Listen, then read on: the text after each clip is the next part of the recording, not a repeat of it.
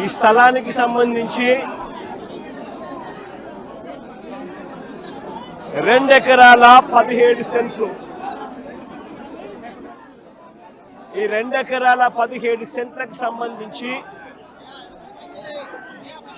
దాదాపుగా 42 కుటుంబాలు 25 సంవత్సరాలుగా ఈ 42 కుటుంబాలు ఇక్కడే నివాసమై ఉంటున్నాయి. 25 సంవత్సరాలుగా వీళ్ళు మాదిరిగా ఇల్లు కట్టుకొని ఉన్నారు. ఈ మాదిరిగా ధ్వంసం చేశారు. 25 సంవత్సరాలుగా వీళ్ళు ఇక్కడ ఇంట్లో ఇల్లు కట్టుకొని ఇక్కడే ఉంటా ఉన్నారు. ఓవైపు ఏమో సుప్రీంకోర్టుకు సంబంధించి సుప్రీంకోర్టులో ఈ స్థలానికి సంబంధించి ఓవైపు ఏమో న్యాయ పోరాటం జరుగుతూ ఉంది. సుప్రీంకోర్టులో పిటిషన్ పెండింగ్ లో ఉంది. డిసెంబర్ 31వ తారీఖు వరకు పోలీసులను డిసెంబర్ 31వ తారీఖు వరకు ఈ 42 కుటుంబాలకు సుప్రీంకోర్టు ఊరటనిచ్చింది. డిసెంబర్ 31వ తారీఖు వరకు సుప్రీంకోర్టులో ఊరట పొందిన ఈ కేసులో ఈ 42 కుటుంబాలు ఓవైపున సుప్రీంకోర్టులో కేసు పెండింగ్ ఉండగానే 31వ తారీఖు వరకు ఊరట ఉండగానే ఇక్కడ పోలీసులను అడ్డు పెట్టుకొని ఏకంగా 200 మంది పోలీసులు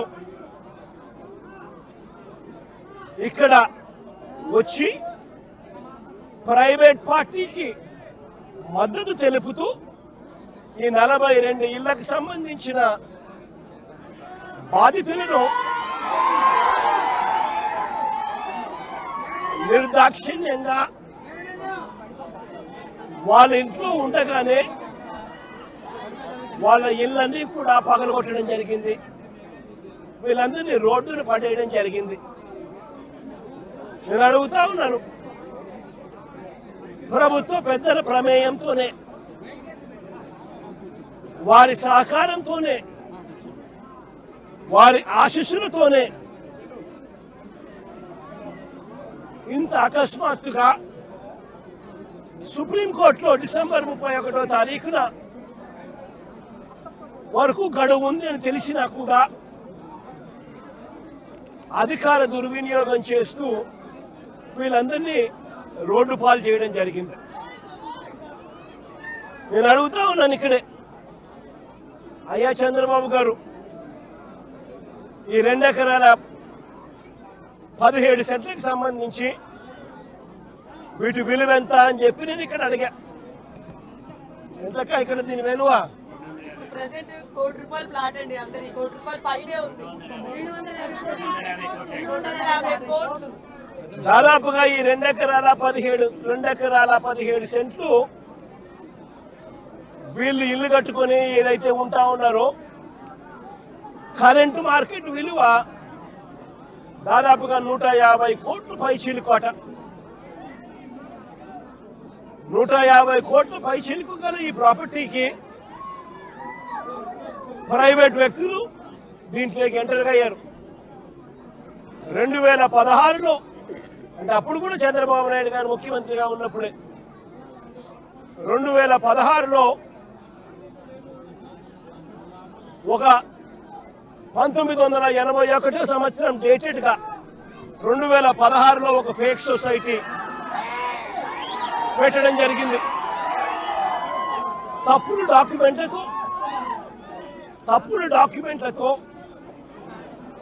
2016లో 1981 డేట్తో ఒక తప్పుడు సొసైటీ క్రియేట్ చేసి మొత్తం డాక్యుమెంటేషన్ అంతా కూడా ఈ 150 కోట్ల ప్రాపర్టీని కాజేయడం కోసం అడుగులు పడ్డాయి. వీరందరూ చంద్రబాబు నాయుడుతో సన్నిహితులు. నారా లోకేష్ గారి ఇన్వాల్వ్మెంట్, లోకల్ ఎంపీ కేశినేని చిన్ని పూర్తిగా పూర్తిగా ఇన్వాల్వ్ అయి ఉన్నారు. ఇక్కడ కార్పొరేటర్ కూడా జనసేన పార్టీకి సంబంధించిన కార్పొరేటర్ కూడా ఒక ఆయన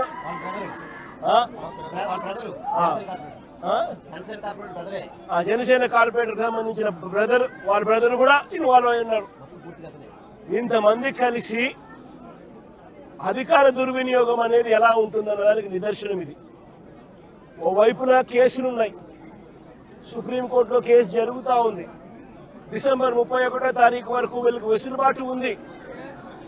మరోవైపున ఆ కేసు అక్కడ కొనసాగుతూ ఉండగానే 200 మంది పైచిలకు పోలీసులు ఇక్కడికి వచ్చి ఏకంగా ఈ పోలీసులు ఈ అన్యాయస్తులకు మద్దతు ఇస్తూ బుల్డోజర్లు పెట్టి పేదలను మధ్యతరగతి వాళ్ళను రోడ్డు పాలు చేసిన ఘటన ఇది. నేను అడుగుతా ఉన్నాను, ఇక్కడే ఈ 2 ఎకరాల 17 సెంట్లలో దాదాపుగా 25 సంవత్సరాల నుంచి, అంటే 2001 పై నుంచి 2001 ముందు నుంచి 25 సంవత్సరాలుగా వీళ్ళు ఇక్కడ నివాసం ఉంటా ఉన్నారు. ఇందులో చాలా మంది ఇల్లు కట్టుకున్నారు.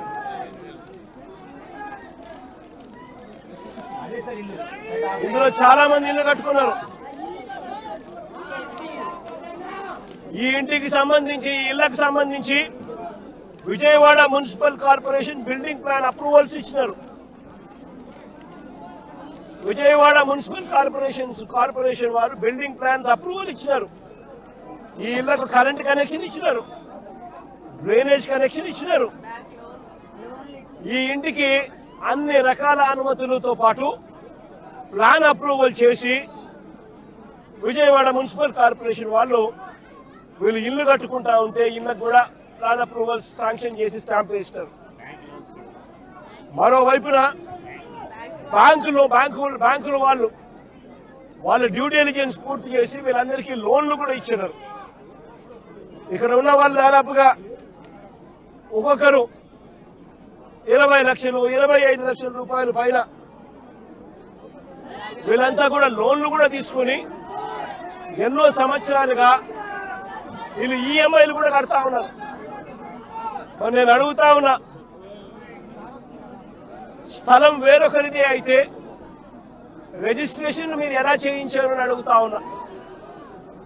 స్థలం వేరొకరిదే అయితే బిల్డింగ్ అప్రూవల్ ప్లాన్స్ ఎలా ఇచ్చారు అని అడుగుతా ఉన్నా. స్థలాలు వేరొకరివే అయితే ఈ ఇళ్లకు కరెంటు, డ్రైనేజు, ఇతర కనెక్షన్స్ అన్ని ఎలా ఇచ్చారు అని అడుగుతా ఉన్నా. వేరొకరిదే ఈ స్థలం అయితే వీటికి ఇక్కడ ఉన్న వాళ్లకు బ్యాంకు లోన్లు ఎలా ఇచ్చారు అని అడుగుతా ఉన్నా. రిజిస్ట్రేషన్లు చేశారు, బిల్డింగ్ ప్లాన్ అప్రూవల్స్ ఇచ్చారు, అన్ని రకాల పర్మిషన్స్ ఇచ్చినారు. చివరికి వీరికి బ్యాంకులు వాళ్ళు లోన్లు కూడా ఇచ్చాయి, వాళ్ళ డ్యూ డెలిజెన్స్ పూర్తి చేసి. మన ఇన్ని సవ్యంగా ఉన్నప్పుడు ఇది ఏ రకంగా గవర్నమెంట్ ముందుకు వచ్చి వీళ్ళకి ఎటువంటి న్యాయము చేయాలి అని కనీసం ఆలోచన కూడా లేకుండా, ఎటువంటి ముందస్తు నోటీసు కూడా ఇవ్వకుండా వీళ్ళ ఇళ్లలో ఉండగానే 200 మంది పోలీసులు పైచిలకు వచ్చి ప్రైవేట్ వ్యక్తులకు మద్దతు ఇస్తూ పొక్లేన్లు పెట్టి, జేసీబీలు పెట్టి, బుల్డోజర్లు పెట్టి ఏకంగా బిల్డింగులు పక్కన జరిగింది. నేను అడుగుతా ఉన్నాను, వీళ్ళు చాలా మంది చెప్పడం కూడా జరిగింది, ఈ స్థలాలు మళ్ళీ కొనుగోళ్లు జరిగేటప్పుడు కూడా, క్రయ విక్రయాలు జరిగేటప్పుడు కూడా పలు సందర్భాలలో ఇక్కడ వాళ్ళంతా కూడా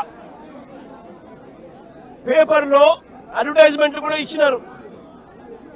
ఎవరికైనా అభ్యంతరాలు ఉంటే తెలియజెప్పాలి అని చెప్పి పత్రికా ప్రకటనలు కూడా ఇచ్చారు.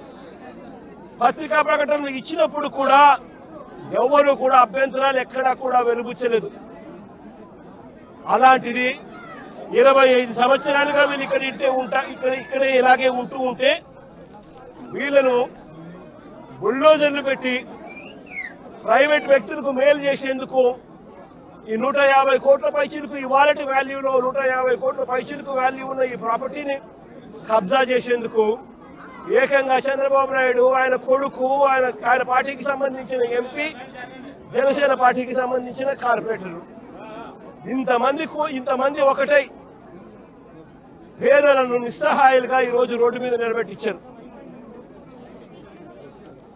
నిజంగా నేను అడుగుతా ఉన్నా, ఈ ప్రభుత్వం అన్నది పేదల తరపున ఉందా అని.